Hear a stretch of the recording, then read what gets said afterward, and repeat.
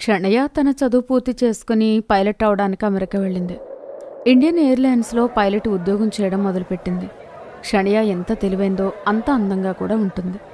ఒకరోజు ఎయిర్పోర్ట్స్లో అభినవ్ అనే ఒక అబ్బాయిని చూసుకోకుండా గుద్దుకొని డాష్ ఇస్తుంది. అతను ఒక బ్యాంక్ మేనేజర్. క్షణయాని చూస్తూనే అభినయ్ ఆమెకు ముగ్ధుడైపోతాడు. కానీ క్షణయ ఆ విషయం పైన అంత ధ్యాస పెట్టదు. అప్పుడే అభినయ్ యొక్క చూపు కర్చీప్ మీద పడుతుంది. క్షమించండి, ఇది మీ చేతి రుమాలు. ఓ థ్యాంక్స్.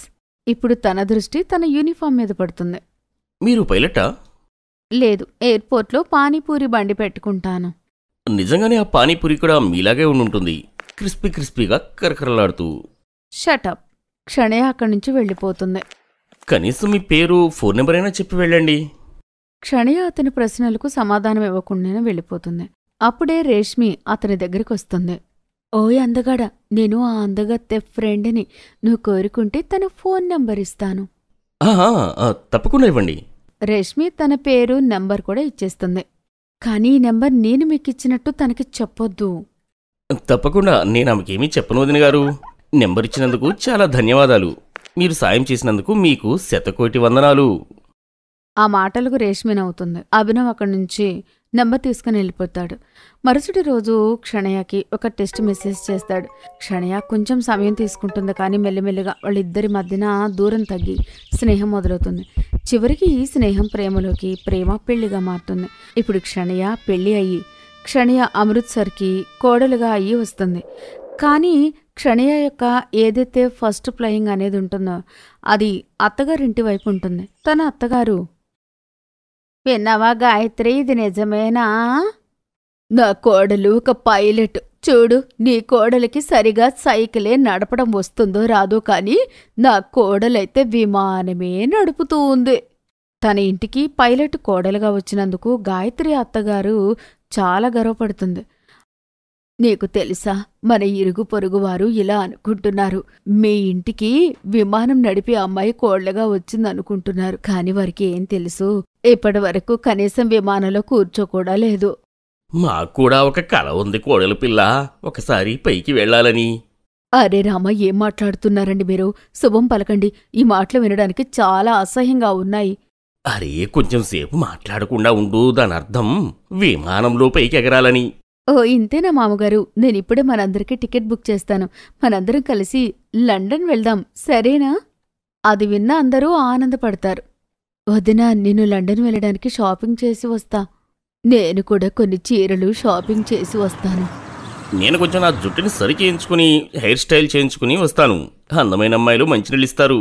కొన్ని రోజుల తర్వాత అన్నీ తయారు చేసుకుని విమానం ఎక్కిన తర్వాత వాళ్ళందరూ కూడా, అమ్మా, నాకు కిటికీ పక్కనే కావాలి. చూడండి అన్నగారు, మా అమ్మాయి కిటికీ పక్కన కూర్చోవాలనుకుంటుంది. ఆ సీటే ఇవ్వండి. నేను బస్సులో అయితే నాకు ఏ రకంగా వాంతులవుతాయో అప్పుడు నేను వెనక్కి వెళ్ళి కూర్చుంటాను. అలానే ఈ విమానంలో కూడా నాకు వాంతులవుతాయా? అరే, నువ్వేం మాట్లాడుతున్నావు? నిన్న అసలు విమానం ఎక్కడిచ్చింది ఎవరు? ఈ విమానానికి పైలట్గా ఈ విమానం డ్రైవింగ్ చేస్తుంది నా భార్య. ఆమె ద్వారానే ఇక్కడికి వచ్చాము. అది విన్న ఎదుటి వ్యక్తి అలా ఉండిపోతాడు. ఇంకా అతని సీటు ఇచ్చేస్తాడు. మనం ఇంటి నుంచి తెచ్చుకున్న పరోటా ఇంకా ఊరగాయ పచ్చడి తిందామంటే ప్లేన్ ఎక్కడైనా కొంచెంసేపు ఆగుతుందంటే ఆగట్లేదు కదా అమ్మా. సరే, ఇప్పుడే నేను కోడలికి చెప్తాను, ప్లేన్ ఎక్కడైనా పక్క కాపమని. ఏం మాట్లాడుతున్నావు నువ్వు? ఆమె ఇప్పుడు విమానం నడిపిస్తూ ఉంది. టైం వచ్చినప్పుడు ఆమె అలా చేస్తుందిలే. ఎలాగైతే డాబా దగ్గర బస్సు డ్రైవర్లు బస్సును ఆపుతారో అలాగే. కడుపులో ఇబ్బందిగా ఉంది మేడం, కొంచెం ఇలా రాగలరా? సార్, నేను ఏ విధంగా సహాయపడగలను? ఆ సేవలకి ఎలాంటి అవసరం లేదులే, కానీ నేను దూరంగా వెళ్ళడానికి ఏదైనా దారి చూపించండి. సార్, నాకు అర్థం కాలేదు. అదే మేడం, టాయిలెట్కి వెళ్ళడానికి. ఓ, ఇలా రండి సార్. క్షణయ మామగారు జగదీష్ టాయిలెట్ నుండి రాకుండా లోపలే ఉంటారు. ఇంకా బయట మరొక వ్యక్తి డోర్ కొడుతుంటాడు. అరే, ఎవరు బాబు లోపల? నేను ఎంతసేపు నుంచి వెయిట్ చేస్తున్నా. కొద్దిసేపటికి జగదీష్ పొట్టపైన చెయ్యి పెట్టుకుని వస్తాడు. నాకు అమృత్సర్లో బయటికి బహిరంగ మరుగుదొడ్డికి వెళ్ళడం అలవాటు ఉంది. ఆ అలవాటు మీద ఇలా ఇరుకుగా ఇందులో కూర్చొని వెళ్ళడానికి సమయం పట్టింది. బహుశా మీరు కూడా పరోటా తిని ఉన్నారనుకుంటా. అరే, అది మీకెలా తెలుసు? అరే, అది నాకే కాదు, ఈ విమానంలో ఉన్న ప్రతి ఒక్కరికి తెలుసు. వెళ్ళండి వెళ్ళండి సార్, త్వరగా వెళ్ళండి. ఇక్కడ గాయత్రి విమానంలో ఈ చివరి నుండి ఆ చివరికి తిరుగుతూ ఉంటుంది. మేడం, ఇది బస్ కాదు, దయచేసి కూర్చోండి. నాకు చెప్పడానికి నువ్వెవరు? నోరు మూసుకొనుండు. నా మీద అధికారం చలాయిస్తావే. కొంచెం సేపటి తర్వాత అత్తగారు కాక్పిట్లోకి వెళ్ళిపోతుంది. అత్తగారు, మీరేంటిక్కడ? ఇది కాక్పిట్. ఇక్కడ ఎవరు పంపరు. నువ్వు మాట్లాడుకో, నేను నీ అత్తగారిని. అత్తగారంటే ఒక తుఫాన్ లాంటిది. వాళ్ళని ఎవరూ ఆపలేరు. నువ్వైతే కూర్చొని మంచిగా సుఖంగా కాళ్ళు గుంజుతున్నావు. కొంచెం చెయ్యగలిగితే నా కాళ్ళు మసాజ్ చేయొచ్చు కదా. లేచి కాసేపు నా కాళ్ళని మసాజ్ చేద్దుగానిరా. అత్తగారు, నేను విమానాన్ని నడిపిస్తున్నాను. మీరు ముందు ఇక్కడి నుంచి బయటకు వెళ్ళండి. ఈ మాట కంట్రోల్ రూమ్కి కనుక తెలిస్తే నా ఉద్యోగమే పోతుంది. సత్యనాశనమైపోతారు. ఎయిర్లైన్స్ వాళ్ళు అలా ఎలా అంటారు? నా కోడలతో నేను 2 నిమిషాలు కూడా మాట్లాడను కదా. మీరు వెళ్ళండి, నేనొక్కడిని పంపిస్తాను. తను మీ కాళ్ళు నొక్కుతారు. క్షణియా ఎయిర్ హోస్టర్ అయిన ప్రియాకి ఆమె అత్తగారి కాళ్ళు నొక్కమని చెప్తుంది. తను తన కాళ్ళు నొక్కుతుంది. ఏంటి చిన్న చీమలాగా మెల్లగా ఒత్తుతున్నావు కాళ్ళు? మీరు సరైన తిండి తినరా? నిధి తల్లి, మన బ్యాగులో ఉన్న నెయ్యి తీసి ఎయిర్ హోస్టెస్కి ఇవ్వు. ఆమె అది తిని కొంచెం గట్టిగా బలంగా తయారవుతుంది. లేదమ్మా, మేము లావుగా అవ్వకూడదు తెలుసా? అలాంటి జాబుని తగలబెట్టి. సరేలే, ముందు నా కాళ్ళు గట్టిగా ఒత్తు. అమ్మా, ఈ అమ్మాయి నీకు మంచిగా సేవలైతే చేస్తుంది కదా? మంచాచెడ, ఇవే అమృత్సర్లో ఏదో పక్క పచ్చిపళ్ళు అమ్ముకుంటూ ఉంటుంది తెలుసా? బహుశా ఇలాంటి ఈ కార్టూన్ లాంటివాడు ఈ ప్రపంచంలోనే ఆఖరి వాడై ఉండాలి. నేనైతే ఇలాంటివాణ్ణి పెళ్లి చేసుకోను. అతని హెయిర్ స్టైల్ చూసుకుని షారుఖ్ ఖాన్ అని అనుకుంటున్నాడు. ప్రియా కొంచెంసేపు కాళ్ళు ఒత్తి ముఖం తిప్పుకొని అక్కడి నుంచి వెళ్ళిపోతుంది. నిజం చెప్తున్నాను రాకీ, వీళ్ళ క్షణయ మేడం అత్తగారి వాళ్ళు కాకపోతే నేను వీళ్ళని ప్లైన్లో నుండి బయట పడేసేదాన్ని. వచ్చినప్పటి నుంచి నా ప్రాణం తింటున్నారు. చిల్ యార్. అప్పుడే వాతావరణం పాడయి విమానం మొత్తం ఊగుతుంటుంది. అత్తగారు మళ్ళీ చాలా భయపడిపోయి తను మళ్ళీ కాక్పిట్ లోపలికి వెళ్తుంది. ఇంకా చచ్చానురా చచ్చాను. అయ్యో కోడలా, నువ్వు విమానం అసలు ఎలా నడుపుతున్నావు? అత్తయ్య, మీరు ఇక్కడ దయచేసి బయటకు వెళ్లి కూర్చొని నన్ను ప్రశాంతంగా విమానం నడపనివ్వండి, లేకపోతే ప్రమాదం జరగవచ్చు. అయ్యో భగవంతుడా, నేనింక చాలా సంవత్సరాలు బతకాలి. నేను మనవడు మనవరాల మొహం కూడా చూడలేదు. భగవంతుడా. వాతావరణం పాడవడం వల్ల ప్లేన్ మొత్తం ఊగుతుంటుంది. అందరూ భయపడిపోతారు. ఇంకా ప్లేన్ మొత్తం అందరూ కంగారు పడుతుంటారు. Hello hello control room, we need to land the plane immediately. We have an technical issue. It's a sort of emergency. Control room నుండి పర్మిషన్ వచ్చిన తర్వాత క్షణయ దగ్గరలో ఉన్న ఎయిర్పోర్ట్లో ఏరోప్లేన్ ల్యాండ్ చేస్తుంది. క్షణయ అంతా చాలా జాగ్రత్తగా జరిగేలా చూస్తుంది. ఇప్పుడు అన్నీ కంట్రోల్లో ఉన్నాయి. మనమందరం సేఫ్గా ల్యాండ్ అయ్యాం. ఆ మాట విని అందరూ ఆనందపడతారు. ఇప్పుడు గాయత్రికి అర్థమవుతుంది, తన కోడలు విమానంలో కుర్చీలో ఊరికే కూర్చోలేదు. తనతో పాటు ఉన్న చాలా మంది జనాలను తన తెలివితో కాపాడుతుంది. తను చాలా కష్టపడుతుందని.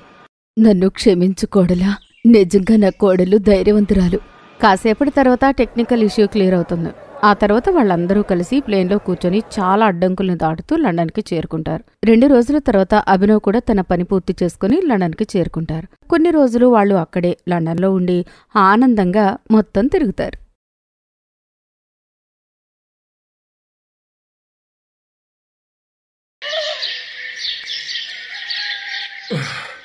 సోను, నానా ఎండగా ఉంది. ఇక చాలా ఆలస్యమైంది. ఇంటికి వెళ్దాం. ఇక నా వల్ల కావడం లేదు. నేను చెప్పాను కదా నాన్న మీతో, మీరుండండి నేను చేస్తానని ఒక్కడినే. కానీ నువ్వు ఒక్కడే కష్టపడుతూ ఉంటే నేను ఎలా చూడని? ఇంత పెద్ద పొలం ఒక్కడివే ఎలా కష్టపడతావు?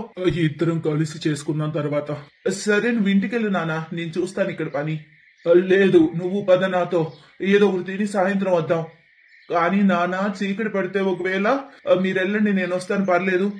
రేపు పంతం పట్టకు, పద నాతో. ఈరోజు సెలవు అనుకోపోని. నానా, రైతుకు సెలవు అంటూ ఏమి ఉండదు. నేను చెప్పాను కదా, ఈరోజు సెలవు. పద ఇక నాతో పాటు. చెప్పింది విను. ఈ కథ ఒక చిన్న రైతు కుటుంబంది. కిషన్ తన భార్య బిడ్డలతో గ్రామంలో నివసిస్తూ ఉంటాడు. గ్రామంలోని జనాభా పెద్దగా ఉండదు. అందుకే అందరి ఇల్లు దూరంగా ఉంటాయి. కిషన్ ఇల్లు కూడా తన పెద్ద పొలం మధ్యలో ఉన్న కొద్ది స్థలంలో కట్టుకున్నాడు. వాళ్ళు ఇంటికి చేరుకున్నాక, వచ్చారా ఇద్దరు? రండి, నేను భోజనం వడ్డిస్తాను. ఇంతకీ పొలం పని పూర్తయిందా? ఎక్కడమ్మా, అవ్వలేదు. నాని వాళ్ళ సెలవని నన్ను కూడా లాక్కొచ్చేసాడు. తనతో తప్పక నేను రావాల్సి వచ్చింది. సెలవా? అంటే గంగా బయటికెళ్ళి చూడు ఎంత తీవ్రమైన ఎండో. ఒకవేళ ఎండ దెబ్బ తగిలితే సరే, మోనా ఏది కలిసి భోంచేద్దాం. తను బావి నుండి నీళ్లు తేవడానికి వెళ్ళింది. ఎన్నిసార్లు చెప్పాను మీతో ఒక కుళాయి పెట్టించండి అని. అమ్మా, ఇప్పుడు మోనా పాపం ఎంత దూరం నుంచి వాళ్ళు వెళ్ళి మంచినీళ్ళు మోసుకొస్తారు. అయితే ఏమైంది బాబు, మీ ఇద్దరు కూడా మా కోసం ఎంత కష్టపడుతున్నారో కదా. కానీ కుళాయి అయితే ఉండాలి కదా. సరిగ్గా చెప్పావు నువ్వు. సరే, ఈసారి పంట బాగా పండితే మొదట కుళాయి బిగిద్దాం. కిషన్ మాటలతో సోను సంతోషంగా భోజనానికి కూర్చున్నాడు. భోజనం చేస్తున్నప్పుడు సోను అమ్మ సోను నాన్నతో అంటుంది, నేనొకటి మీతో చెప్పనా అండి? చెప్పు గంగా. ఏంటి? వీడి పెళ్లి చెయ్యాలా లేదా? చెయ్యాలిగా. అది ధూమ్ ధామ్గా. వదిలే నాన్న, మనకున్న బాధలు చాలవా? మరో బాధ కొని తెచ్చుకోవాలా? భార్య బాధ కాదురా పిచ్చోడా, బాధ నుంచి బయటపడేసే మంత్రం అవుతుంది. చూడు, కోడలొస్తే మన అదృష్టం మారిపోతుంది. హా అన్నయ్య, అమ్మ సరిగ్గా చెప్తుంది. ఆ అమ్మాయి ఎలా చెబుతుందంటే, కోడలు రావడంతోనే ఆకాశం నుంచి డబ్బుల వర్షం కురుస్తుంది అన్నట్లు. ముందు మనం కాస్త డబ్బు జమ చేసుకొని తర్వాత ఆలోచిద్దాం. అలా చాలా నెలలు గడిచాయి. కిషన్ పంట బాగా పండింది. ఈసారి పంట అమ్మగా చాలా డబ్బు కూడా వచ్చింది. మాట ఇచ్చినట్లే కిషన్ ముందుగా ఇంట్లో హ్యాండ్ పంప్ పెట్టించాడు. దాంతో అందరూ ఆనందించారు. ఇక ఆనాటి సాయంత్రం, ఎంత తీయగా ఉన్నాయి ఈ నీళ్లు, మీ పని చాలా బాగుంది. ఇక వినండి, ఇంకేదైనా పెద్ద ఖర్చు తగిలే లోపు సోను పెళ్లి కూడా చేయండి. అలాగే వాళ్ళకి ఒక గది కూడా ఏర్పాటు చేయండి. లేదు మా, ఇప్పుడైతే. నోరు మోయి నువ్వు చెప్పావుగా ముందు కులాయి తర్వాత కోడలని. అదిగో అయిపోయింది కులాయి, ఇక నువ్వేం మాట్లాడొద్దు. అమ్మ మాటలకు సోను సైలెంట్ అయ్యాడు. ఇక ఆ రోజు నుంచి గంగా కిషన్ సోను కోసం అమ్మాయిని చూడటం మొదలు పెడతారు. ఆ తర్వాత, ఏమైందమ్మా, ఏదైనా కుదిరిందా? కుదిరింది. నాకైతే అమ్మాయి భలే ఉంది. రాధిక తన పేరు, చదువులో కూడా తెలివైంది. కానీ ఏంటమ్మా? తన తండ్రి ఆరోగ్యం బాగుండదు. ఆమెకు అమ్మ కూడా లేదు. కానీ నాకు ఆమె బాగా నచ్చింది. చూడ్డానికి ఎంత ముద్దుగా ఉందో తెలుసా? నాకైతే చాలా అర్థం చేసుకునే అమ్మాయి కూడా అనిపిస్తుంది. నువ్వు పెళ్లికి సిద్ధం అవ్వు నాన్నయ్య. కొద్ది రోజుల తర్వాత సోను పెళ్లి రాధికతో అవుతుంది. రాధిక అత్తారింటికి వస్తూనే ఇంటి పనులన్నీ చక్కదిద్దుతుంది. ఆ చిన్న కుటుంబంలో ఆనందాలే ఆనందాలయ్యాయి. తరువాత ఒకరోజు, అత్తయ్య, మనూరు చాలా చిన్నది, ఇక్కడ కొన్నిళ్లే కనిపిస్తున్నాయి. అవునమ్మా, మొదటి నుంచి ఈ ఊరంతే. ఒకరికొకరు పలకరించుకుంటారు. ఇక ఎక్కువగా ఒకరికొకరు ఉండరు. అందరూ వాళ్ళ పొలంలో పనులు చేసుకుంటూ బతికేస్తుంటారు. అత్తయ్య, ఆ హైవే ఎటువైపు వెళ్తుంది? ఇక్కడ ఢిల్లీ వైపు వెళ్తుందమ్మా. మీరు వెళ్ళారా ఢిల్లీ ఎప్పుడైనా? ఒక్కసారి మీ మామయ్య నా వైద్యం కోసం తీసుకెళ్లాడు. చాలా బాగుంటుంది రూటు. బస్సు డ్రైవర్ సర్రమని వెళ్ళిపోయాడు. అంటే ఢిల్లీ పెద్ద దూరమేం కాదు ఇక్కడి నుంచి. కానీ నువ్వెందుకు అలా అడుగుతున్నావు? అలా ఏం లేదు, ఊరికే. గంగకి అర్థం అవ్వలేదు అసలు తన కోడలు మనసులో ఏం పెట్టుకుని అలా అడుగుతుందా అని. అలా కాలం గడుస్తూ పోతుంది. ఒకరోజు సోను కిషన్ తలలో పట్టుకొని కూర్చున్నారు. అప్పుడు రాధిక టీ తీసుకొని వస్తుంది. ఏమైంది మామయ్య, ఏదైనా ఇబ్బందా? అమ్మా, ఈసారి పెద్ద విపత్తే వచ్చి పడింది. వర్షం లేదు, పంట ఏమో ఎండిపోతోంది. పాపం సోను బకెట్లతో పంట తడుపుతూ ఉన్నాడు. కనీసం మన కుటుంబానికి సరిపడ పంట పండినా చాలమ్మ తినడానికి. ఏమిటో ఈ కర్మ, దేవుడు దయ చూపాలి. కానీ పోయిన ఏడాది బాగా వర్షం పడింది. రాధిక, ఆ వర్షానికి సగం పంట కొట్టుకుపోయింది.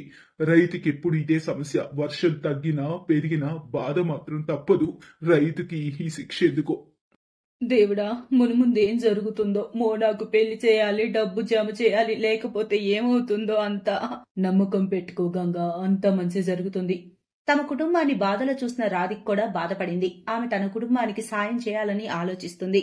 అప్పుడు, మావయ్య, ఒకటి చెప్పాలి మీకు. చెప్పమ్మా, ఏంటి విషయం? మోనా పెళ్లికి ఎంత డబ్బు కావాలి మీకు? ఎందుకమ్మా, ఎందుకలా అడుగుతున్నావు? చెప్పండి ముందు మావయ్య. కనీసం 5 లక్షలు కావాలమ్మా. 3 లక్షలైతే బ్యాంకులో ఉన్నాయి. మిగతా 2 లక్షలు సర్దుబాటు చేయాలి. ఎలా చేయాలో తెలియడం లేదు. నా దగ్గర ఒక ఐడియా ఉంది. మీకు సరే అనిపిస్తే చెయ్యొచ్చు. చెప్పు రాధిక, ఏంటది? చూడండి, ఈ రోజుల్లో పట్నం వాళ్ళకి ఫామ్ హౌస్ వెడ్డింగ్స్ పార్టీస్ బాగా నచ్చుతున్నాయి. మన పొలం హైవేలో ఉంది. ఢిల్లీ కూడా పెద్ద దూరమే లేదు. మన పొలం నుంచి హైవే వరకు కల దారిని మనం బాగు చేసుకుని, కర్రలతో ఫెన్సింగ్ గోడ కట్టుకుని, కొన్ని మంచాలు అందంగా సిద్ధం చేసి, ఒక మంచి పేరు చూసి బోర్డు పెట్టుకుందాము. ఏమంటారు? అమ్మా రాధిక, నాకు నీ కొన్ని మాటలు కొంత అర్థమవుతున్నాయి. కానీ వీటన్నిటికీ డబ్బులు ఎక్కడి నుంచి వస్తాయమ్మా? బ్యాంకులోని 3 లక్షలు మనకు ఉపయోగపడతాయండి. ఆపై కలిసి వస్తే మోనా పెళ్లి ఇంకా ధూమ్ధామ్గా చేయొచ్చు కదా. నాకు ఈ ఐడియా బాగుందనిపిస్తుంది. మరుసటి రోజు నుంచి రాధిక కుటుంబం ఆమె చెప్పినట్టుగానే పనిలో పడ్డారు. హైవే నుంచి పొలం దాకా మంచి దారి వేశారు. కర్రలతో పొలానికి గోడ కట్టారు. పొలం బాగా క్లీన్ చేసి దానిలో కాస్త గడ్డి పెంచి లాన్లా చేసి అందులో మంచి మంచి మంచాలు వేసుంచారు. ఆపై పొలం మధ్యలో అక్కడక్కడ చిన్న చిన్న కాటేజీలు వేశారు. పూర్తి కుటుంబం అంతా చాలా కష్టపడ్డారు దానికోసం. తర్వాత ఒకరోజు, హలో, నా పేరు రాహుల్, ఢిల్లీ నుంచి వచ్చాను. ఈ రిసార్ట్ మొదటిసారి చూస్తున్నాను. ఎల్లుండి పార్టీకి ఖాళీ ఉందా స్పేస్? ఉందండి. ఏం ఫంక్షన్? నా కొడుకు బర్త్డే. క్యాటరింగ్ అవి నేను చూసుకుంటాను. కేవలం నాకు స్థలం నచ్చింది. నా బడ్జెట్ 20,000. మీకు ఓకేనా? సరే అండి. Thank you so much. ఇదిగోండి 10,000 అడ్వాన్స్ తీసుకోండి. రాధిక ప్లాన్ పనిచేస్తుంది. 2 రోజుల తర్వాత రాహుల్ తన కొడుకు బర్త్డే బాగా జరుపుకున్నాడు. రాధిక ఆమె కుటుంబం పొలాన్ని పూర్తిగా బెలూన్స్ తో దీపాలతో అలంకరించారు. అలా రోజు రోజుకి గంగా రిసార్ట్ గురించి జనాలందరికీ తెలిసి జనాలు వస్తూ ఉన్నారు. రాధిక ఆమె కుటుంబానికి పనిలో తీరికే దొరకడం లేదు. సరిగ్గా 2 సంవత్సరాల తర్వాత, అన్నా త్వరగా వంటలు సిద్ధం చేయండి, పెళ్లి భారత్ రానుంది. ఓకే మేడం, ఇప్పుడే సిద్ధం చేస్తాం. ఓహో మోనా ఇంకా తయారవలేదా? మోనా రామా. చూడు రాధిక, నీ ఆడపడుచుని. మా ఆడపడుచుకేం దేవకన్య కంటే తక్కువేం కాదు. అంతా నీ వల్లే వదినా. నా వల్ల కాదు, మన వల్ల. ఇంకా నీ మొదటి బిడ్డ మొదటి బర్త్డే కోసం ఇప్పుడే బుకింగ్ చేసుకో ఈ రిసార్ట్ లో. ఎవరికి తెలుసు అప్పుడు స్పేస్ ఖాళీగా ఉంటుందో లేదో. Best buddies. హలో ఫ్రెండ్స్, ఈ వీడియో చూసినందుకు మీకు ధన్యవాదాలు. ఒకవేళ మీకు ఈ వీడియో నచ్చినట్లయితే దయచేసి లైక్ చేసి సబ్స్క్రైబ్ చేయండి మరియు ఈ వీడియోపై కామెంట్ చేయండి. ఇంకో విషయం, షేర్ చేయడం మర్చిపోకండి. ఇలాంటి మరిన్ని వీడియోలు మీరు చూడాలనుకుంటే కిందనే ఉన్న బెల్ బటన్ని నొక్కండి.